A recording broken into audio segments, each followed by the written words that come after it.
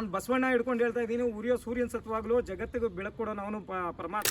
ಸಂತೋಷದಿಂದ ನಿಮ್ಮಂತ ಯುವಕರು ಇವತ್ತು ಸಾವಿರಾರು ಜನ, ಲಕ್ಷಾಂತರ ಜನ ದನ ಕಟ್ತೀವಿ ಅಂತ ನಮ್ಮ ಹಳ್ಳಿಕಾರ ಕಟ್ತೀವಿ ಅವ್ನು ಮಾಡಕ್ಕೆ ಗಂಡದೆ ಹುಟ್ಟವನೆ. ಲಕ್ಷಾಂತರ ಜನಕ್ಕೆ ಅನುಭವ ಕೊಡ್ತಾವನೆ. ವ್ಯಕ್ತಿ ಬೆಳಿತಾವನೆ ಅಂದ್ರೆ ನನ್ನ ಯೋಗ್ಯತೆ ಇಲ್ಲ ನಾನು ಬೆಳೆಯಕ್ಕೆ, ನಾನು ತಿಕ್ಕ ಭಯ ತುಂಬ್ಕೊಂಡು ನಾನು ಇರ್ಬೇಕು ಅಷ್ಟೇನೆ. ಡಬಲ್ ಡಿಗ್ರಿ ಗಂಟ ಓದ್ಕೊಳ್ಳಿ, ಅವನ ಜೊತೆ ದನ ಕಟ್ತೀವಿ ಅಂತ ಕಟ್ರಿ. ಜೀವ ಜೀವ ನಮ್ ದೈವ ಕಣು ಇವನು, ನಮ್ಮ ಊರ ಕಣ್ಣಾಗೋ ಸರದಾರ ಕಣು ಇವನು. ತುಂಬಾ ಧನ್ಯವಾದಗಳು ಅವನಪ್ಪ. ಥ್ಯಾಂಕ್ ಯು ಸಿಂಗೆ ಸ್ಟ್ರೈಟ್ ಆನ್.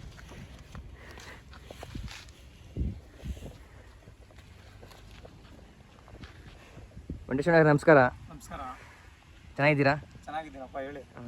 ಅಣ್ಣ ಬಸ್ತಿ ಓರಿ ತೀರ್ಕೊಂತು, ಅದ್ರ ಬಗ್ಗೆ ಒಂದೆರಡು ಮಾತಣ್ಣ. ಅದ್ರ ಬಗ್ಗೆ ಹೇಳ್ಕೊಳಕ್ಕೆ ಎಲ್ಲ ಅಭಿಮಾನಿಗಳಿಗೆಲ್ಲ ಸಾಕಷ್ಟು ಗೊತ್ತದೆ. ಎಷ್ಟು ಹೇಳಿದ್ರು ಸಾಲದು ಅದ್ರ ಬಗ್ಗೆ. ಭೂಮಿ ಮೇಲೆ ಒಂದು ವಸ್ತು ಅಂತ ಹುಟ್ಟಿದ ಮೇಲೆ ಈ ತಾಯಿ ತಂದೆ ಎಷ್ಟು ಮಕ್ಕಳ ಮೇಲೆ ಅಷ್ಟು ಪ್ರೀತಿನೋ, ನನಗೂ ಸಾಕಿದ್ಕೆ ಅಷ್ಟೇ ಪ್ರೀತಿ, ನಮ್ಮ ಅಭಿಮಾನಿಗಳಿಗೂ ಅಷ್ಟೇ ಪ್ರೀತಿ ಅದಕ್ಕೆ ಕಂಡ್ರೆ. ಆದ್ರೆ ಇನ್ನೊಂದೇನಪ್ಪಾ ಅಂದ್ರೆ ವಿಶೇಷವಾಗಿ ಹೇಳ್ಬೇಕು ಅಂದ್ರೆ ಅದು ಭಗವಂತನಲ್ಲೇ ಓದ್ ಜಲಮದಲ್ಲಿ ಅದೇನಾಗುಟ್ಟಿತ್ತೋ ಗೊತ್ತಿಲ್ಲ. ಓದ್ ಜಲಮದಲ್ಲಿ ಏನ್ ಧರ್ಮ ಮಾಡಿತ್ತು, ಕರ್ಮ ಮಾಡಿತ್ತು, ಇನ್ನೊಂದು ಮತ್ತೊಂದು ಅಂತ ಏನು ಗೊತ್ತಿಲ್ಲ. ಅದು ಈ ಮಟ್ಟಿಗೆ ಹೆಸರು ಮಾಡಬೇಕು ಅಂದ್ರೆ, ಈ ಫೀಲ್ಡ್ ಬರ್ಬೇಕು ಅಂದ್ರೆ ಅದು ಇಡೀ ಜಗತ್ತೇ ಹೇಳ್ತದೆ. 3 ರಾಜ್ಯ 4 ರಾಜ್ಯ ಜನ ಮಾತಾಡ್ತದೆ ಇದ್ರ ಬಗ್ಗೆ. ಬಸ್ತಿ ಓರಿ ಅಂತ ಹೇಳಿ, ಬಸ್ತಿ ಬಲರಾಮ ಅಂತ ಅಂದ್ರೆ ಅದು ಇತ್ತೀಚೆಗೆ ಈ ಮಾಧ್ಯಮಗಳು ಬಂದವಲ್ಲ, ನಿಮ್ಮ ಯೂಟ್ಯೂಬ್ ಇಂಥವೆಲ್ಲಾನು, ಫೇಸ್ಬುಕ್ ಇವೆಲ್ಲಾನು, ಇದು ಕೆಲವೊಂದು ರೀತಿಲಿ ಕೆಟ್ಟದ್ದು ಅಂತಾರೆ, ಕೆಲವೊಂದು ರೀತಿಲಿ ಭಾರಿ ಒಳ್ಳೇದು ಇದು ನಮ್ಮ ಲೆಕ್ಕಾಚಾರಕ್ಕೆ. ನಮ್ಮ ಹಳ್ಳಿಕಾರ ಬಗ್ಗೆ ಅದ್ ಯಾರೇ ಆಗಿರ್ಬೋದು, ಏನೇ ಆಗಿರ್ಬೋದು, ನಮ್ಮ ಅವಾಗೆಲ್ಲ ನಾಟಿ ದನ ಅಂತ ಹೇಳ್ಕೊಳ್ಳೋರು ಯಾರು ನೋಡಿದ್ರು. ನಮ್ಮ ತಾತನ ಕಾಲದಿಂದಾನು ಪ್ರತಿಯೊಬ್ರು ಅಷ್ಟೇ, ಬರೀ ನಾಟಿ ದನ ನಿಮ್ಮನೇಲಿ ಎಷ್ಟವೆ ಎತ್ತುಗಳವ, ಓರಿಗಳವ, ನಾಟಿ ದನ ಅವ, ನಾಟಿನ ಸೀಮೆನ ಜವಾರಿನ ಅನ್ನೋರು. ಆದ್ರೆ ಇವತ್ತು ಹಳ್ಳಿಕಾರ ಅಂತ ಧ್ವನಿ ಎತ್ತಿದ ಮನುಷ್ಯ ಅಂದ್ರೆ ನಮ್ಮ ವರ್ತೂರ್ ಸಂತೋಷ. ನಮ್ ಚಿಕ್ಕಪ್ಪನ ಮಗನೂ ಅಲ್ಲ, ದೊಡ್ಡಪ್ಪನ ಮಗನೂ ಅಲ್ಲ. ಕೆಲವ್ರು ಹೇಳ್ತಾರೆ ನಾವು ಒಳ್ಳೇದು ಅಂತ ಹೊಗಳಬೇಕೆ ಹೊರ್ತು ಬೇರೆದನ್ನ ಅವೆಲ್ಲ ಬೇರೆ ರೀತಿ ಮಾತಾಡಬಾರ್ದು. ನಮ್ಗೆ ಯಾರೇ ಆಗ್ಲಿ ದನಿನಲ್ಲಿ ಎಲ್ಲಾ ಸ್ನೇಹಿತರೆ, ನಮ್ ಕೆಟ್ಟದ್ ಬಯಸಿರ್ಬೋದು, ಒಳ್ಳೇದೇ ಮಾಡಿರ್ಬೋದು. ದನ ಸಾಕೋರ್ ಮೇಲೆ ಎಲ್ಲಾ ಅಭಿಮಾನ ನನಗೆ. ಯಾಕೆ ಅಂದ್ರೆ ಇವತ್ತಿನ ಕಾಲದಲ್ಲಿ ಒಂದು ಮೂಟೆ ತಿಂಡಿ ಬಂದು 1,500 2,000 ರೂಪಾಯಿ ಆಗದೆ. ಇವತ್ತು ಒಂದ್ ಜೊತೆ ದನ ಸಾಕ್ಬೇಕು ಅಂದ್ರೆ ಮಿನಿಮಮ್ ಯಾವ ಬಡವನೇ ಸಾಕ್ಲಿ, ಶ್ರೀಮಂತನೇ ಸಾಕ್ಲಿ, ಎಂತವ್ರಿಗೆ ಆಗ್ಲಿ ಕಮ್ಮಿ ಅಂದ್ರೆ 30,000-40,000 ರೂಪಾಯಿ ಖರ್ಚು ಬರ್ತವೆ ಒಂದ್ ಜೊತೆ ಒಳ್ಳೆ ಕರ ಸಾಕ್ಬೇಕು ಅಂದ್ರೆ. ಎಲ್ಲಾ ರೀತಿನೂ ಇನ್ನ ಜಾಸ್ತಿನೇ ಹೋಗುತ್ತೆ ಹೊರತು ಕಡಿಮೆ ಅಂದ್ರೆ 35,000-40,000 ರೂಪಾಯಿ ಬರುತ್ತೆ. ಅಂತದ್ರಲ್ಲಿ ಇವತ್ತಿನ ಕಾಲದಲ್ಲಿ ಯೂಟ್ಯೂಬ್ಗಳು ಬಂದು, ಆಮೇಲೆ ನಮ್ಮ ವರ್ತೂರ್ ಸಂತೋಷ್ ಅವರಲ್ಲ, ಅವರು ನೋಡಿ ಕೆಲವೊಂದು ವಿಚಾರದಲ್ಲಿ ಒಂದೇ ಒಂದ್ರಲ್ಲಿ ರಾಂಗ್ ಇನ್ಫಾರ್ಮೇಶನ್ ಕೊಟ್ಟವ್ರೆ. ಇನ್ನು ಮಿಕ್ಕಿ ದಾಡಿದ ಮಾತಲ್ಲಿ ಯಾವ್ದೂ ಸುಳ್ಳಿಲ್ಲ. ಕೆಲವರು ಸರ್ ನಾನ್ ಕಂಡಂಗೆ ನೋಡಪ್ಪ, ನಾನು ಚಿಕ್ಕ ಹುಡುಗನಿಂದ ಈ ಫೀಲ್ಡ್ ಬಂದನೆ. ಬಟ್ ನಾನು 100 ವರ್ಷ ಇದ್ದಂತ ಅಭಿಮಾನಿಗಳಿಗೂ ನೋಡಿದ್ದೀನಿ, ದನ ಸಾಕಿರೋ ಪ್ರಿಯರ್ಗುನು ಅವ್ರ ಮನೆ ಸತ್ತವ್ರೆ. ಆಮೇಲೆ ಇತ್ತೀಚೆಗೆ ಕೊಡ್ತಾ ಇರೋ ಮಕ್ಳಿಗೂ ನೋಡಿದೀನಿ.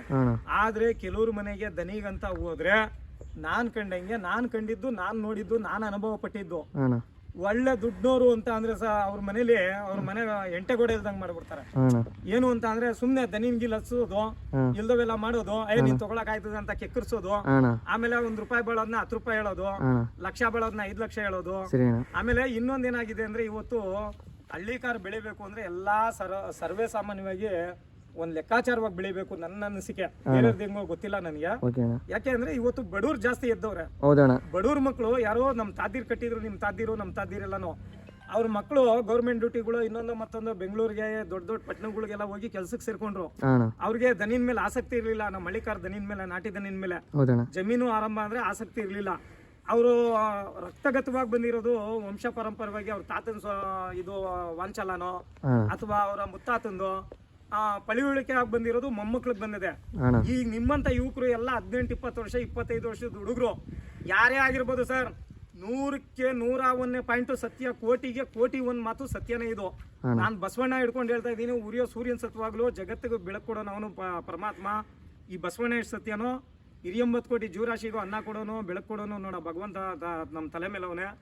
ಅವನು ಪಾದದಾಣೆಗೂ ಸತ್ಯ. ವರ್ತೂರ್ ಸಂತೋಷದಿಂದ ನಿಮ್ಮಂತ ಯುವಕರು ಇವತ್ತು ಸಾವಿರಾರು ಜನ, ಲಕ್ಷಾಂತರ ಜನ ದನ ಕಟ್ತೀವಿ ಅಂತ ನಮ್ಮ ಹಳ್ಳಿಕಾರ ಕಟ್ತೀವಿ, ನಮ್ಮ ನಾಟಿ ದನ ಸಂತತಿನ ಕಳೀತಾ ಇರೋದನ್ನ ಉಳಿಸ್ತೀವಿ ಅಂತ ಮೇಲೆದ್ದವ್ರೆ ಹುಡುಗರು ಅಣ್ಣ ಯೂತ್ಗಳು. ಯಾಕೆ ಅಂತಂದ್ರೆ ಅವ್ನು ಆಡೋ ಮಾತು, ಅವ್ನು ಮಾಡ್ತಾ ಇರೋಂಥ ಕ್ರೇಜು, ರೇಸ್ಗಳೇ ಆಗಿರ್ಬೋದು ಒಂದು. ಆಮೇಲೆ ಕೆಲವ್ರು ಹೇಳ್ತಾರೆ ಅವ್ರ ಅಪ್ಪನ ದುಡ್ಡಲ್ಲಿ ಕೊಟ್ಟನ ಅಂತ ಹೇಳಿ. ಅವ್ರ ಅಪ್ಪನ ದುಡ್ಡಲ್ಲಿ ಕೊಡ್ಬೇಕನ್ನೋದು ಏನಿಲ್ಲ. ಅಭಿಮಾನಿಗಳೆಲ್ಲ ಸೇರಿ ಕೊಟ್ಟಿರ್ಬೋದು. ಹೌದಣ್ಣ ಅವ್ನು ಮಾಡಕ್ಕೆ ಗಂಡೆದೆ ಹುಟ್ಟವ್ನೆ, ಹೌದಣ್ಣ ಲಕ್ಷಾಂತರ ಜನಕ್ಕೆ ಅನುಭವ ಕೊಡ್ತಾವ್ನೆ. ಹೌದಣ್ಣ ಅದರಿಂದ ಜನ ಏನ್ ಮಾಡ್ತಾವ್ರೆ, ಅವನನ್ನ ಫಾಲೋ ಮಾಡ್ತಾವ್ರೆ. ಒಬ್ಬ ವ್ಯಕ್ತಿ ಬೆಳಿತಾವನೆ ಅಂದ್ರೆ ನನ್ನ ಯೋಗ್ಯತೆ ಇಲ್ಲ ನಾನು ಬೆಳೆಯಕ್ಕೆ, ನಾನು ತಿಕ್ಕ ಭಯ ತುಂಬ್ಕೊಂಡು ನಾನು ಇರ್ಬೇಕಷ್ಟೇನೆ. ಹೌದಣ್ಣ ಒಬ್ಬನ್ನ ನಾನು ಕಾಲು ಇಳಿಯುವಂತ ಕೆಲಸ ನಾನು ಯಾವತ್ತೂ ಮಾಡಬಾರ್ದು. ಓಕೆ ಅಣ್ಣ ಅವ್ನ ಮುಂದಕ್ಕೆ ಅವನ ಅದೃಷ್ಟನೇ ಬರ ಕೇಳೋನ್ರಿ. ಯಾಕೆ ಹೇಳ್ತಾ ಇದ್ದೀನಿ ಈ ಮಾತು ಅಂದ್ರೆ, ಇದೇ ಎಂಟರ್ ಕರ್ನಾಟಕದಲ್ಲಿ ನನ್ನ ಬೀಜದೋರಿ ಬಸ್ತಿ ಬಲರಾಮನಿಗೆ ಊಟದೆತ್ತೋರಾಗ್ಲಿ, ಇಷ್ಟುದ್ದ ಕರಿನಿಂದ ಬೀಜದೋರಿಯವರಾಗ್ಲಿ ಕೇಳ್ತಾ ಇರುವಂತ ಮಹಾನ್ ವ್ಯಕ್ತಿಗಳೇ ಇಲ್ಲ, ಹ್ಞೂ ಅಣ್ಣ ಚಿಕ್ಕವರಿಂದ ದೊಡ್ಡವರವರೆಗೂ. ಯಾಕೆ ಅಂತ ಅಂದ್ರೆ ಅದಕ್ಕೆ ಬೆಳೆಯೋ ಯೋಗ ಇತ್ತು. ಒಂದು ಮೂಲೆಯಲ್ಲಿ ಇದ್ರು, ಒಂದು ಕಾಡಲ್ಲಿ ಇದ್ರು, 3 ರಾಜ್ಯ ಸುತ್ಕೊಂಡು ಬಂದ್ರು ಅಣ್ಣ ಅದ್ರ ಹೆಸರು ಮಾಡುವಂಥದ್ದಿತ್ತು. ಇವತ್ತು ನಮ್ಮ ಲೋಕಲ್ ಅಲ್ಲಿ ಯಾರೇ ಆಗ್ಲಿ ಒಂದು 10 ಹಳ್ಳಿ ಸತ್ತಿ ಅಂದ ಒಬ್ಬ ರಾಜಕೀಯದ ವ್ಯಕ್ತಿ ಅಣ್ಣ ಆ ಮಟ್ಟಿಗೆ ಜನ ಸೇರಲ್ಲ. ಸುತ್ತ ಒಂದು 10 ಹಳ್ಳಿ ಜನ ಸೇರ್ಬೋದು ಅಷ್ಟೇನೆ. ಹ್ಞೂ ಅಣ್ಣ ಇಡೀ ನಮ್ಮ ಅರ್ಧ ಸ್ಟೇಟಿನ ಜನ ಬಂದಿದ್ರು ಅದಕ್ಕೆ. ಹ್ಞೂ ಅಣ್ಣ ಅಭಿಮಾನಿಗಳು ಎಲ್ಲೆಲ್ಲಿಂದ ಅವ್ರ ಕೆಲಸ ಕಾರ್ಯಗಳು ಬಿಟ್ಟು 200-250 ಕಿಲೋಮೀಟರ್ ಇಂದ ಬಂದಿದ್ರು ನಾನ್ ಕಂಡಂಗೆ. ಹೌದಣ್ಣ ಅರ್ಥ ಆಯ್ತಾ? ಅದರಿಂದ ನಾನು ಹೇಳಿದ್ರು, ಒಂದು ಬಸವಣ್ಣನೇ ಆಗ್ಲಿ, ಬಸವಣ್ಣ ಅಂತ ಸಾಕುವಂತ ಒಬ್ಬ ಕೆಳಮಟ್ಟದ ವರ್ಗದವನೇ ಆಗಿರ್ಲಿ, ಅವ್ನು ಯಾರೇ ಆಗಿರ್ಲಿ, ಬಡವನೇ ಆಗಿರ್ಲಿ, ಅಣ್ಣ ಅಗರ್ಭ ಶ್ರೀಮಂತನೇ ಆಗಿರ್ಲಿ, ಅವನನ್ನ ನೋಡಿ ನಾವು ಖುಷಿ ಪಡಬೇಕು. ಅವನನ್ನ ಹೋಗಯ್ಯ ಮುಂದಕ್ಕೆ ಅಂತ ನಾವು ಬೆಂತಟ್ಟಬೇಕೆ ಹೊರತು ಅಣ್ಣ ಅವ್ನು ನಮ್ಮ ಮುಂದೆ ಬೆಳಿತಾವನೆ ಅಂತ ಕಾಲು ಎಳೆಯುವಂತ ಬುದ್ಧಿ ಅಂತೂ ನಾವ್ ಯಾವತ್ತೂ ಕಲಿಬಾರ್ದು. ಅಣ್ಣ ಕಲ್ತೇನೆ ನಮ್ಮ ಹಳ್ಳಿ ಕರ್ದನ ಎಲ್ಲ ಭೂಮಿಲಿ ಲೆಕ್ಕ ಇಲ್ದಂಗೆ ಹೋಗ್ಬಿಟ್ಟಿರೋದು. ಅಣ್ಣ ಇವತ್ತು ಏನೇ ಒಂದು ಇವತ್ತು 3 ಲಕ್ಷ 4 ಲಕ್ಷ ದನ ಆಯ್ತಾವೆ, 5 ಲಕ್ಷ 6 ಲಕ್ಷ ಆಯ್ತಾವೆ ಅಂದ್ರೆ ಒಂದ್ ದೊಡ್ಡೆತ್ತಿಗೆ ಮರ್ಯಾದೆನೇ ಇರ್ಲಿಲ್ಲ ರೀ ನಾವು ಕಂಡಂಗೆ. ಹ್ಞೂ ಅಣ್ಣ ದೊಡ್ಡೆತ್ತಿಗೆ ಯಾರಾದ್ರೂ ನಮ್ಮ ಸುತ್ತಮುತ್ತಲಿ ಯಾವನಾದ್ರು ಒಬ್ಬ ದೊಡ್ಡೆತ್ ಕಟ್ಟವನೆ ಅಂದ್ರೆ ಅವರಿಂದ ಏನ್ ಆದಿಕ, ಅವರಿಂದ ಏನ್ ಬರ್ತದೆ, ಅದು ಇದು ಅಂತ ಇಲ್ದವೆಲ್ಲ ಹೇಳಿ ಅವ್ರನ್ನ ಕಾಲು ಎಳೆದು ಅವ್ರಿಗೆ ಮೂಲಕ್ಕೆ ತಳ್ಳಿಬಿಡೋರು. ಓಕೆ ಅಣ್ಣ ಇವತ್ತು ಅವನು ಯೂಟ್ಯೂಬಲ್ಲಿ ಮಾತಾಡೋನು, ಮಾಧ್ಯಮದಲ್ಲಿ ಯಾರೋ ನಮ್ಮ ವರ್ತೂರ್ ಸಂತೋಷ್ ಅವರು, ಆಮೇಲೆ ಅವ್ರ ಅಭಿಮಾನಿಗಳೇ ಆಗಿರ್ಬೋದು, ಸುತ್ತಮುತ್ತಲವರೇ ಆಗಿರ್ಬೋದು, ಅವ್ರ ಅಪ್ಪದಿರಿಗೆ ತಾದ್ದಿರಿಗೆಲ್ಲ ಹೇಳಿ ಇಲ್ಲ ನಾನು ಒಂದ್ ಜೊತೆ ದನ ಕಟ್ಟಲೇಬೇಕು ಅಂತ. ಇವತ್ತು ಇದೇ ಹಳ್ಳಿಕಾರು ಯಾಕೆ ಬೆಲೆ ಆಯ್ತಾವೆ ಅಂದ್ರೆ ದನ ಸಿಗ್ತಾ ಇಲ್ಲ, ಎಲ್ರಿಗೂ ದನ ಬೇಕೀಗ. ಹೌದಣ್ಣ ಅವಾಗ 100ರಲ್ಲಿ ಬರೀ 10 ಜನ ಕಟ್ಟೋರು. ಇತ್ತೀಚೆಗೆ ಒಂದು 16 ವರ್ಷದಿಂದ ಅಣ್ಣ ನಾನು ಕಂಡಂಗೆ. ಇವತ್ತು ಹಿಂದೆ ಕಟ್ಟೋರು ಒಂದು 40 ವರ್ಷದಿಂದ ಎಲ್ಲಾರ್ಗೂ ದನ ಬೇಕಾಗಿತ್ತು. ನಮ್ಮ ನಾಟಿ ದನ, ಹಳ್ಳಿಕಾರ ದನ, ಎಲ್ರ ಮನೇಲಿ ಒಂದ್ ಜೊತೆ 2 ಜೊತೆ ನಾಟಿ ಹಸುಗಳು ಇರೋವು, ದನಾನು ಇರೋವು, ಊರಿನೂ ಇರೋವು. ಅಣ್ಣ ಈಗ ಒಂದು 30-40 ವರ್ಷದಿಂದ ಎಲ್ಲ ಬೆಂಗಳೂರು ಬೆಳ್ಕೊಂತು. ದೊಡ್ಡ ಸಿಟಿ ಮೈಸೂರು ಅಂತವು, ತುಮಕೂರು ಅಂತ ಸಿಟಿಗಳೆಲ್ಲ ಬೆಳ್ಕೊಂಡು, ಆಮೇಲೆ ತಾಲೂಕುಗಳೆಲ್ಲ ಒಳ್ಳೆ ಸಿಟಿಗಳಾಗೋದು, ಜಮೀನಿಗೆ ಬೇಡಿಕೆ ಬಂತು, ವ್ಯವಸಾಯ ಇಲ್ಲ ಅಂದ್ಬಿಟ್ಟು ಕೆಲವರು ಬಿಟ್ಬಿಟ್ಟವ್ರೆ. ಅಣ್ಣ ಬಿಟ್ರು ಅವ್ರ ಮಕ್ಕಳು ಮೊಮ್ಮಕ್ಳು ಏನ್ ಮಾಡ್ತಾವ್ರೆ, ನಿಮ್ಮಂತವ್ರು ಇಲ್ಲ ನಾವು ಕಟ್ಲೇಬೇಕು, ನಮ್ಮ ತಾತನಿದು ನಾವು ಕಟ್ಲೇಬೇಕು ಅಂತ ಮತ್ತೆ ಮೇಲೆದ್ದವ್ರೆ. ಅಣ್ಣ ಯಾರು ಹುಡುಗರು ಇತ್ತೀಚೆಗೆ ಒಂದು 10-15 ವರ್ಷದಿಂದ ಈಚೆ, 10-15 ವರ್ಷನೂ ಇಲ್ಲ ಸರ್, ಕಮ್ಮಿ ಅಂದ್ರೆ ಒಂದು 5 ವರ್ಷದಿಂದ, ಜಾಸ್ತಿ ಅಂದ್ರೆ 5-6 ವರ್ಷದಿಂದ ಯಾರು ಈ ವರ್ತೂರವರು ವಿಡಿಯೋ ಮಾಡಿ ಫೇಸ್ಬುಕ್ಗಳಲ್ಲಿ ಮತ್ತೆ ಇವೆಲ್ಲ ಯೂಟ್ಯೂಬ್ಗಳೆಲ್ಲ ಕೊಡ್ತಾವ್ರಲ್ಲ ಕೆಲವೊಂದು ವಿಚಾರ, ಆ ವಿಚಾರದಲ್ಲಿ ತುಂಬಾ ಜನ ಅಭಿಮಾನಿಗಳು ಮೇಲ್ಕೆದ್ದವ್ರೆ. ಎದ್ದಿರೋದ್ರಿಂದ ಒಂದು ಜೊತೆ ನೋಡಿ ನಮ್ಮ ಹತ್ರ ಇರೋ ಎತ್ತು 16 ಜನಕ್ಕೆ ಬೇಕು ದೊಡ್ಡೆತ್ತು. ಮೊದಲು ಯಾವನಿಗೂ ಬೇಕಾಗಿರಲ್ಲ. ಇಡೀ ನಮ್ಮ ರಾಜ್ಯದಲ್ಲೇ ದೊಡ್ಡೆತ್ತು ಅಂದ್ರೆ ಈ ಅಂತ ಈ ಉಚ್ಚೈಕೊಳ್ಳೋರು. ಸರ್ ದೊಡ್ಡೆತ್ತು ಸಾಕೋದು ಸುಲಭ, ಏನು ಗೊತ್ತಾದ್ರೆ ಆದಷ್ಟು ಕಂಟ್ರೋಲಲ್ಲಿ ಸಾಕಬೇಕು.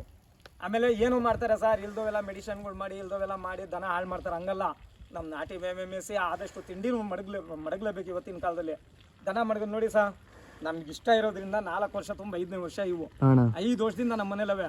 ನನ್ಗಿಷ್ಟ ಆದ ಇವು ಮಾರೋದ್ರ ಇನ್ನೊಂದ್ ಜೊತೆ ತರಬೇಕು. ಎಷ್ಟೋ ಜನ ಕೇಳಿದ್ರು, ಕೇಳಲಿಲ್ಲ ಅಂತ ಕೆಲವು ಜನ ಪುಡಿ ಕೇಳ್ತಾರೆ. ನನ್ನ ಕೂತ್ಕೊಂಡು ವ್ಯಾಪಾರ ಕೇಳಿದ್ರು ನಾನು ಯಾರಿಗೂ ಅವಕಾಶ ಕೊಡ್ಲಿಲ್ಲ. ಯಾಕಂದ್ರೆ ಅಡೋಟೆಲಿ ಈ ಕಡೆಯಿಂದ ಆ ಕಡೆ ನುಗ್ಗಿದ್ರು ಮಗ ಹಸ್ಮಕ್ಳ ಮಕ್ಳಿವು. ಅದರಿಂದ ದೊಡ್ಡೆತ್ತು ಎಲ್ಲರೂ ಸಾಕ್ಲಿ, ಎಲ್ಲ ಅಭಿಮಾನಿಗಳು ಸಾಕ್ಲಿ. ವರ್ತೂರವ್ರ ಬಗ್ಗೆಯಲ್ಲಿ ಯಾಕೆ ಈ ಒತ್ತಿ 2-3 ಮಾತು ಹೇಳಿದೆ ಅಂದ್ರೆ ಎಲ್ರಿಗೂ ಮಂದಟ್ಟಾಗ್ಲಿ. ಯಾಕೆ ಅಂದ್ರೆ ಅವನನ್ನ ಮುಂದೆ ಹೋಗೋರಿಗೆ ಹಿಂದೆ ಎಳೆಯೋದು ಅವಶ್ಯಕತೆ ಏನಿಲ್ಲ. ಅವ್ನ್ ತಾಕತ್ತದೆ, ಅವನು 100 ಗ್ರಾಮ್ ಚಿನ್ನಾನು ಕೊಡ್ತಾವನೆ, ಜಾತ್ರೆನೂ ಮಾಡಿಸ್ತಾನೆ. ಸಪ್ಲಮ್ಮ ಸಾರ್ ಇವತ್ತು ಘಾಟಿ ಎಂಟೈರ್ ಕರ್ನಾಟಕದಲ್ಲಿ ಘಾಟಿ ಅಂದ್ರೆ ಗಂಡೆತ್ತಿನ ಜಾತ್ರೆ. ನಾನ್ ಚಿಕ್ಕ ಹುಡುಗನಿಂದ ನೋಡಿದ್ದು, ನಾನು 8ನೇ ಕ್ಲಾಸ್ ಹುಡುಗನಿಂದ ಹೋಗಿದ್ದು. ಇವತ್ತು ಘಾಟಿಗೆ ಹಿಂದಾಕೊಂಡು ಬರ್ತಾ ಇದೆ, ಸಪ್ಲಮ್ಮ ಮುಂದೆ ಬರ್ತಾ ಇದೆ. ಯಾಕೆಂದ್ರೆ ಅಲ್ಲಿ ಒಳ್ಳೊಳ್ಳೆ ದನ ಕಟ್ತಾವ್ರೆ, ಒಳ್ಳೆ. ಯಾಕೆಂದ್ರೆ ಇವನು ಒಬ್ಬ ಅಭಿಮಾನಿಯಲ್ಲಿ ಒಬ್ಬ ಸ್ಥಳೀಕ ಆಗಿರೋದ್ರಿಂದ ಆ ಜಾತ್ರೆನ ಹಿಟ್ಟು ಮಾಡಬೇಕು ಅಂತ ಆ ಕ್ಷೇತ್ರದಲ್ಲಿರುವಂತ ಒಳ್ಳೊಳ್ಳೆ ಮೆಂಬರ್ಗಳಿಗೆ, MLA-ಗಳಿಗೆಲ್ಲ ಹಿಡ್ಕೊಂಡು, ಒಳ್ಳೊಳ್ಳೆ ದೊಡ್ಡ ವ್ಯಕ್ತಿಗಳಿಗೆಲ್ಲ ಹಿಡ್ಕೊಂಡು ಏನ್ ಮಾಡ್ಬೇಕು ಮಾಡ್ತಾನ. ಅವ್ನು ತಾಕತ್ತದು. ನಿಮ್ಮಲ್ಲಿ ತಾಕತ್ತಿದ್ರೆ, ನನ್ನಲ್ಲಿ ತಾಕತ್ತಿದ್ರೆ ನಾನು ಮಾಡ್ಬೋದು. ನೀವು 4 ಜನ ಏನಕ್ಕೆ ಬಂದಿದ್ದೀರಾ ನಮ್ಮ ಮನೆ ಬಾಕ್ಲಿಗೆ ಅಂದ್ರೆ ಏನೋ ಒಂದು ಹಳ್ಳಿಕಾರ ಬಗ್ಗೆ ಒಲವಿರೋದಕ್ಕೆ ಬಂದಿದ್ರ.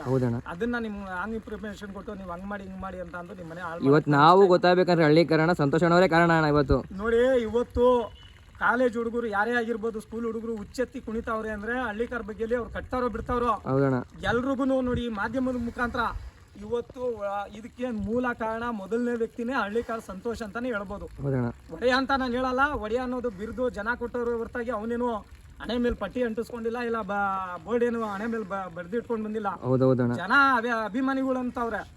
ಆದ್ರೆ ನಾನು ಅಂದಂಗೆ ಹಳ್ಳಿಕಾರ ಅಂತ ಆ ವಾಕ್ಯ ಎತ್ತಿದ್ದೇನೆ, ಮೊದಲನೇ ವಾಕ್ಯ ಅವನೇ. ಹೌದಣ್ಣ. ಅವ್ನು ಯಾರು ಎಷ್ಟೇ ಜನ ಇರಲಿ, ಅಸೆಂಬ್ಲಿಲಿ ಬೇಕಾದ್ರೆ ವಿಧಾನಸೌಧದಲ್ಲಿ ಕೂತ್ಕೊಂಡು ಒಬ್ಬ ಮಂತ್ರಿಗಳ ಜೊತೆ ನಾನು ಮಾತಾಡಕ್ ಸಿದ್ಧ ಇದ್ರ ಪರವಾಗಿ. ಯಾಕೆ ಅಂದ್ರೆ ಇವತ್ತು ಅವ್ನು ಮಾಡ್ದಂಗೆ ಒಂದೊಂದು ತಾಲೂಕಲ್ಲಿ ಒಂದೊಂದು ಜಿಲ್ಲೆಯಲ್ಲಿ 4 ಜನ ಯಾರನ್ನ ನಿಂತ್ರೆ ಯಾಕ್ರಿ ನಮ್ಮ ಹಳ್ಳಿಕಾರ ಬೆಳೆಯಲ್ಲ, ಯಾಕ್ರಿ ಇದಕ್ಕೆಲ್ಲ ಬೆಲೆ ಇಲ್ಲ? ಬೇರೆ ದೇಶದಲ್ಲಿ ಗಿರ್ತಳಿ ಇಲ್ಲಿಂದ 1000 ಕಿಲೋಮೀಟರ್.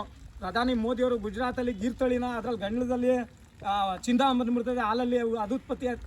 ಅದೇ ರೀ ನಮ್ಮ ಕ್ಷೇತ್ರದಲ್ಲಿ ನಮ್ಮ ಕರ್ನಾಟಕದಲ್ಲಿ ಮಾಡ್ರಿ ಹಳ್ಳಿಕಾರ ತಳಿ ಅಂದ್ರೆ ಇಡೀ ನಮ್ಮ ವರ್ಲ್ಡ್ ಅಲ್ಲೇ ನಂಬರ್ 1 ದನ ಇವು. ರಾಜ್ಯ ಅಂತ ಹೇಳಲ್ಲ, ಅಂತಾರಾಜ್ಯ ಅಂತ ಹೇಳಲ್ಲ, ಇಡೀ ಜಗತ್ತೇ ಹುಡಿಕೊಂಡು ಬಂದ್ರು. ಇಂಥವು 2 ದನ ಇಂಥವು 2 ಬಸಪ್ಪ ಹುಟ್ಟಬೇಕು ಅಂದ್ರೆ ಭೂಮಿ ಮೇಲೆ ಇದು ನಮ್ಮ ಕರ್ನಾಟಕದಲ್ಲೇ ಮೊದಲನೇ ಕಾರಣ. ಕರ್ನಾಟಕ ರಾಜ್ಯ ಆಗಿರ್ಬೋದು, ಅದರಲ್ಲೇ ಮೊದಲನೇ ಜಿಲ್ಲೆ ರಾಮನಗರ. ಮೊದಲು ತಾಲೂಕಿತ್ತು, ರಾಮನಗರ ಜಿಲ್ಲೆ ಮಾಡವ್ರೆ. ರಾಮನಗರ ಜಿಲ್ಲೆಗೆ 4 ತಾಲೂಕು ಸೇರವೆ. ನಮ್ಮ ಬೆಂಗಳೂರು ಗ್ರಾಮಾಂತರ ಆಗಿರ್ಬೋದು, ರಾಮನಗರ ತಾಲೂಕು ಆಗಿರ್ಬೋದು, ಮಾಗಡಿ ತಾಲೂಕು ಆಗಿರ್ಬೋದು, ಕನಕಪುರ ತಾಲೂಕು ಆಗಿರ್ಬೋದು. ಈ ಒಂದು 4-5 ತಾಲೂಕಿಂದ 2 ಜಿಲ್ಲೆಯಿಂದ ನಂಬರ್ 1 ದನ ಹುಟ್ಟೋದೆ ಇಲ್ಲೇ. ಈ ಬೈಲು ಇದು ಯುದ್ಧ ಭೂಮಿಗೆ ಹೋದ್ರೆ ಏನ್ಹೇಳಿ ದುರ್ಯೋಧನ ಕೌರವರು ಪಾಂಡವರು ಯುದ್ಧ ಭೂಮಿಗೆ ಹೋದ್ರೆ ಹೆಂಗೆ ರಣರಂಗ ಅಂತಾರೋ ಅಂತ ರಣರಂಗದ ಸ್ಥಳ ಇದು. ಅರ್ಥ ಮಾಡ್ಕೊಳ್ಳಿ. ಈ ಸ್ಥಳದಲ್ಲಿ ದನ ಹುಟ್ಟಂಗೆ ಬೇರೆ ರಾಜ್ಯದಲ್ಲೂ ಹುಟ್ಟಬೋದು, ಬೇರೆ ತಾಲೂಕಲ್ಲೂ ಹುಟ್ಟಬೋದು. ಬಟ್ ನಮ್ಮ ಹಳ್ಳಿಕಾರು ನಂಬರ್ 1 ದನ ಆಗಿ ಹೊರಹೊಮ್ಮೋದು ಅಂದ್ರೆ ಈ ನಮ್ಮ 4 ತಾಲೂಕಲ್ಲಿ ಮತ್ತೆ ಬೆಂಗಳೂರು ಗ್ರಾಮಾಂತರದಲ್ಲಿ ಅಷ್ಟೇ. ಯಾಕೆ ಅಂದ್ರೆ ನಮ್ಮ ಬಸ್ತಿ ಬಲರಾಮ ಹುಟ್ಟಿದ್ದು ರಾಮನಗರ ಜಿಲ್ಲೆ ಮಂಚನಬೆಲೆ ಹೋಬ್ಳಿಲೇನೆ, ಸುಗ್ನಳ್ಳಿ ಗ್ರಾಮ ಅಂದ್ಬಿಟ್ಟು. ಅರ್ಥ ಆಯ್ತಾ? ಅದು ಬೆಳೆದಿದ್ದು ಅಂತ ಲೆಕ್ಕಾಚಾರ ಎಷ್ಟು ಕಾಲು ಹೇಳಿದ್ರು ಅನ್ನೋದು ನನಗೆ ಗೊತ್ತು. ಅದು ಅನುಭವ ಪಟ್ಟಿರೋದು ನನಗೆ ಗೊತ್ತು. ಬಸವಣ್ಣ ತೀರೋಗವನೆ, ಅವ್ನು ದೇವರಾಗಿ ನಿಂತವನೆ, ಮುನೇಶ್ವರನ ಜಾಗದಲ್ಲಿ ಹಾಕಿದ್ದೀನಿ. ಆದ್ರೆ ಅವನ ಹೆಸರು ಪಡಿಯಾಗೆ ಹೇಳ್ಕೊಬೋದ್ರಿ. ಅವ್ರವ್ರ ಊರಿಗೆ ಎತ್ತೊಳಗೆ ಹೆಗಣ ಮುದ್ದು ಅಂದಂಗೆ ನಂದನ ನನಗೆ ಹೆಚ್ಚು, ನಾನು ಹೇಳ್ಕೊಬೋದು. ಸುಮ್ಮನೆ ಮೀಡಿಯಾಗಳಲ್ಲೆಲ್ಲ ನಾವು ಸಾಕ್ಲಿ ಕಂಡನೇ ಕಾಮ್ಜೇನು, ಮೀಡಿಯಾಗಳಲ್ಲೆಲ್ಲ ಇಲ್ದವೆಲ್ಲ ಹೇಳ್ಕೊಬೋದು. ಏನಂತೇಳಿ ಅಷ್ಟಕ್ಕೆ ಬದುಕಿದೀವಿ, ಇಷ್ಟಕ್ಕೆ ನಮ್ಮ ಎಷ್ಟು ಲಕ್ಷ ಅದೆಲ್ಲ ಸುಳ್ಳು. ಹೇಳ್ಬಾರ್ದು ಆ ಮಾತುಗಳೆಲ್ಲಾನು. ಯಾಕೆ ಅಂದ್ರೆ ಒಬ್ಬ ಬಡವನು ತಗೊಳಕ್ ಇಷ್ಟಪಡ್ತಾನೆ. ಬಸವಣ್ಣ ಒಬ್ರು ಮನೆ ವಸ್ತು ಅಲ್ಲ, ದೊಡ್ಡವ್ರು ಹೇಳೋರೆ. ಎಲ್ಲಾರ ಮನೆಗೂ ಹೋಗ್ಬೇಕು ಬಸವಣ್ಣ, 4 ಮನೇಲಿ. ಯಾಕೆ ಅಂದ್ರೆ ಇದು ಅನುಭವ ನನಗಾಗದೆ. ಯಾಕೆ ಅಂದ್ರೆ ನನ್ ಬೀಸ್ದವ್ರಿ ಕೇಳಬಾರ್ ಜನ ಎಲ್ಲ ಕೇಳಿದ್ರು, ನಾನು ಚಾಲೆಂಜ್ ಮಾಡ್ಕೊಂಡು ಮಡಿಕೊಂಡೆ. ಕೊನೆಗೆ ಅಣ್ತಂದಿರಿ ಶತ್ರುಗಳು. ಅದು ಕೊನೆಗೆ 4-5 ಜಿಲ್ಲೆಗೆ ಹೋಗಿ ಬಂತು, 4-5 ಸ್ಟೇಟಲ್ಲಿ ತಿರ್ಕೊಂಡು ಬಂತು. ಕೊನೆಗೆ ನಾನೇ ಅದನ್ನ ಪಟ್ಟು ಮಾಡಿ, ನಾನು ದುಡ್ಡುಗಾಸೆ ಪಡೆದಿರ ಅದನ್ನ ಒಂದು ದೇವ್ರ ಸನ್ನಿಧಿಗೆ ಸೇರಿಸ್ಬೇಕು. ನಮ್ಮಪ್ಪ ಹುಟ್ಟಿರೋದು ಅಪರೂಪದ ಜನ್ಮ.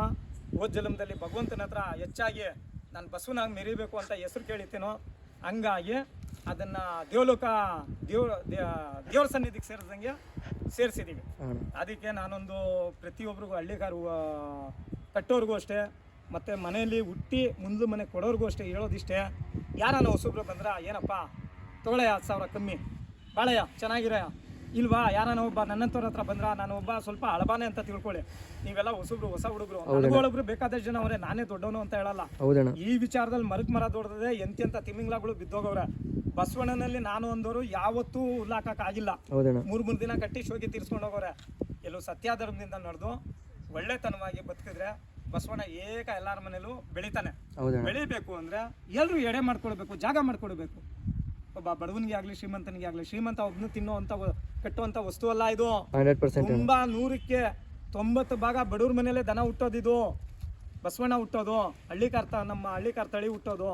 ಹಂಗಾಗಿ ನಾನು ಹೇಳೋದೇನು ಅಂದರೆ, ಇವತ್ತು ಯಾವ ಸ್ಕೂಲು ಮಾಸ್ಟ್ರುಗಳೇ ಆಗಿರ್ಬೋದು, ಇನ್ನೊಂದೇ ಆಗಿರ್ಬೋದು, ಪಠ್ಯ ಪುಸ್ತಕಗಳಲ್ಲೇ ಆಗಿರ್ಬೋದು, ಇವತ್ತು ಒಂದು ಈ ಮಾಧ್ಯಮ ಬಂದು ಪ್ರತಿಯೊಂದು ಹುಡುಗರಿಗೂ ಇವತ್ತು ಹುಡುಗರುಗಳಿಗೆಲ್ಲನೂ ಹಳ್ಳಿಕಾರ ಸಂತೋಷ ವರ ನೀಡ್ದಂಗೆ ನೀಡೋಣ ಮಾತು. ಆ ಮಾತಲ್ಲಿ ಎತ್ಕೊಂಡು ಎಲ್ಲರೂ ಅಭಿಮಾನಿಗಳಾಗವ್ರೆ. ಆ ಅಭಿಮಾನನ ಕೆಲವರು ದುರಭಿಮಾನದಿಂದ ನೋಡ್ತಾವ್ರೆ. ಅದು ತಪ್ಪು. ನನ್ನ ಭಾವನೆಯಲ್ಲಿ ಅವನಿಂದ ಹೇಳ್ಬೋದು. ಯಾವನೋ ಒಬ್ಬ ಕಮೆಂಟಲ್ಲಿ ಹಾಕಿದ್ದ, ಇನ್ ಹೇಳಿದ್ರೆ ಹೇಳ್ಬೇಕಾಯ್ತದೆ, ಮಾಧ್ಯಮದಲ್ಲಿ ಕೆಟ್ಟ ಮಾತಾಡ್ಬೇಕಾಯ್ತದೆ. ತಾಕತ್ತಿದ್ರೆ ಅಂತ ಗಂಡ್ಸಾದ್ರೆ ನಾನು ಮುಂದೆ ಬಂದು 4 ಜನ ಕರ್ಕೊಂಡು ಬಂದ್ಲೇ, ಗೋಳಿ ಮಗನೆ ನೀನೇನೋ ಅವ್ನ ಬಗೆಟ್ ಹಿಡಿಯೋದು ಇನ್ನೊಂದು ಮತ್ತೊಂದು ಅಂತ ಕೇಳಿ ನಾನು ಅದಕ್ಕೆ ಉತ್ತರ ಹೇಳ್ತೀನಿ. ನಾವು ಒತ್ತಿ ಹೇಳೋದಿಷ್ಟೇ, ಒಳ್ಳೇದನ್ನ ಒಳ್ಳೇದೇ ಅಂತೀವಿ ಹೊರತು ಕೆಟ್ಟದನ್ನ ನಾನು ಒಳ್ಳೇದು ಅನ್ನಕ್ ನನ್ನ ದೇವರು ನನಗೆ ಜ್ಞಾನೋದಯ ಕೊಡಲ್ಲ. ಆ ಬಾಯಿನೂ ಬರಲ್ಲ ನಮಗೆ. ಇವತ್ತೇನೇ ಆಗಿರ್ಬೋದು, ಯಾವನಿಂದ ನಾವೇನೋ ನಾವು ದುಡಿತಾ ಇದೀವಿ, ನಾವು ತಿಂತಾ ಇದೀವಿ. ಯಾವ ರಾಜಕೀಯದವರಿಂದ, ಯಾವ ಒಬ್ಬ ಮಹಾನ್ ವ್ಯಕ್ತಿಯಿಂದ, ಗಣ್ಯ ವ್ಯಕ್ತಿಯಿಂದ ನಾವೇನು ಬೆಳೀತಾ ಇಲ್ಲ. ನಾವು ನಮ್ಮ ಸ್ವಂತ ಕಾಲಿಚ್ಛೆಯಿಂದ ನಮ್ಮ ಕಾಲ ಮೇಲೆ ನಾವು ಬಲ ಕೊಟ್ಕೊಂಡು ಭೂಮಿ ತಾಯಿ ಶ್ರಮ ಪಟ್ಕೊಂಡು ಬಸವಣ್ಣನ ಲಗರೂರ್ ಹತ್ರ ಜೀತ ಮಾಡ್ತಾ ಇದೀವಿ. ಯಾವನಾದ್ರೂ ಇನ್ನೊಂದ್ ದಿನ ಮಾತಾಡಿದ್ರೆ ಅದಕ್ಕೆ ತಕ್ಕ ಉತ್ತರಗಳು ನಾವು ಕೊಡ್ಬೇಕಾಯ್ತದೆ. ನಾನು ಹೇಳೋದಿಷ್ಟೇ, ಹಳ್ಳಿಗಾರು ನಿಮ್ಮಂತವ್ರು ನೋಡಿ ಇವತ್ತು ಕಾಲೇಜಿಗೆ ಮಾಡ್ತಾ ಇದೀರೋ ಇನ್ನೊಂದು ಮಾಡ್ತಾ ಇದೀರೋ ನಮ್ಗೆ ಗೊತ್ತಿಲ್ಲ. ನೀವೆಲ್ಲ ಕಾಲೇಜ್ ಹುಡುಗ್ರೆ ಚೆನ್ನಾಗಿ ಹೋದ್ರಿ. ಫಸ್ಟ್ ಡಿಗ್ರಿ ಯಾರೇ ಹೋಗ್ಲಿ ಇವತ್ತಿನ ಕಾಲದಲ್ಲಿ ಏನ್ ಕೇಳ್ತಾರೆ, ಪ್ರತಿಯೊಂದು ಮನೇಲೂ ಅಷ್ಟೇ, ಪ್ರತಿಯೊಂದು ಜಾತೀಯತೆಯಲ್ಲೂ ಅಷ್ಟೇ ನಾವು ಮಾಡಿಲ್ಲ. ಜಾತೀಯತೆ ಅನ್ನೋದು ಅನಾದಿ ಕಾಲದಿಂದ ಬಂದಿರೋದು. ಯಾವ ಜನಾಂಗದಲ್ಲಿ ನೋಡಿ ನಮ್ಮ ಹುಡುಗರು ಓದೋದು ಕಮ್ಮಿ, ಹೆಣ್ಮಕ್ಳು ಚೆನ್ನಾಗಿ ಓದೋರು. ನೀವೆಲ್ಲ ಫಸ್ಟ್ ಓದ್ಕೊಳ್ಳಿ, ಡಿಗ್ರಿ ಡಬಲ್ ಡಿಗ್ರಿ ಗಂಟ ಓದ್ಕೊಳ್ಳಿ. ಆಮೇಲೆ ನಿಮ್ಮ ಅಪ್ಪ ಅಮ್ಮದಿರಿಗೆ ನಿಮ್ಮ ಆಸ್ತಿ ಇರೋರೇ ಆಗಲಿ ಇಲ್ದ ಇರೋರೇ ಆಗಲಿ ನನ್ನ ಜೊತೆ ದನ ಕಟ್ತೀವಿ ಅಂತ ಕಟ್ರಿ. ಇಲ್ಲ ಕಟ್ಟಿರೋ ಬಂದು ನಿಮ್ಮ ಪ್ರೀತಿ ತಾನೇ ಬಂದು ನೋಡಿ. ಫಸ್ಟ್ ಓದ್ಬಿಡ್ಬೇಕು, ಯಾವ್ದಾನ ಒಂದು ಕೆಲಸ ಗಿಟ್ಟಿಸ್ಕೊಳ್ಳಿ. ಅದು ಪ್ರೈವೇಟ್ ಆಗಿರ್ಬೋದು, ಗೌರ್ಮೆಂಟ್ ಆಗಿರ್ಬೋದು. ವಿದ್ಯೆ ಅನ್ನೋದು ಮಹಾನ್ ದೊಡ್ಡ ವಿದ್ಯೆ. ಅದು ಮುಂದೆ ನೀವು ಬದುಕಕ್ಕೆ ಒಳ್ಳೆ ಅವಕಾಶ. ಅದನ್ನ ಈ ದನಿಗೆ ಕ್ರೇಜಿ ಅಂಟಿಸ್ಕೊಳ್ಳಿ, ಇಲ್ಲ ಅನ್ಲಿಲ್ಲ. ಇದ್ರ ಜೊತೆಗೆ ನೀವು ವಿದ್ಯೆ ಅನ್ನೋದು ಭಾರಿ ಹೆಚ್ಚಾಗಿ ಕೊಡಬೇಕು, ಅದಕ್ಕೆ ಗಮನ ಕೊಡಬೇಕು. ಒಟ್ಟು ಒಳ್ಳೇದಾಗ್ಲಿ ಇಷ್ಟನ್ನು ಹೇಳಿ ಜೈ ಹಳ್ಳಿಕಾರ ಅಂತ ನನ್ನ ಮಾತು ಮುಗಿಸ್ತೀನಿ. ಸರಿ, ಥ್ಯಾಂಕ್ ಯು ಅಣ್ಣ.